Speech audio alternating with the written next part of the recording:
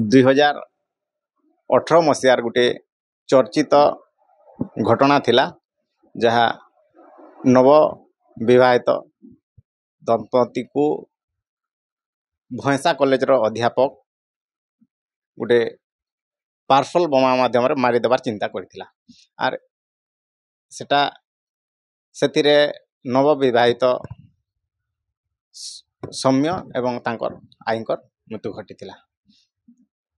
एपरि भाव से घटनार 7 वर्ष पर आज कोर्ट तार राय प्रकाश करछि एवं आमर सहित अछन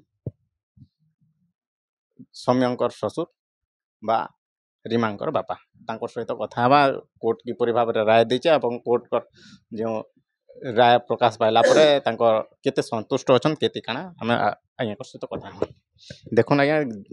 जोन पार्सल बोमा घटनाटा थिला तार 7 वर्ष पर आज राय पाउछि तो इता के नेगुरी केते संतुष्ट अछन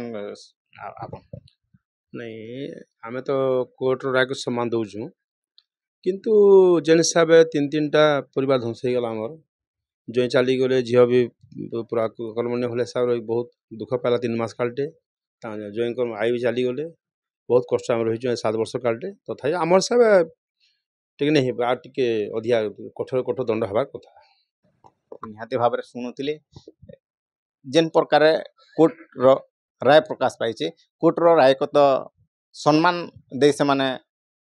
निहाती भाव सम्मान दउछन एवं से सम्मान सहित कोर्ट रो निष्पत्ति ठीक अच्छे किंतु आहुरी किछि तार कठोर दंड विधान देवार थिला बोली से माने अभियोग आणुछन कंटामार बलराम बाग फोकस प्लस।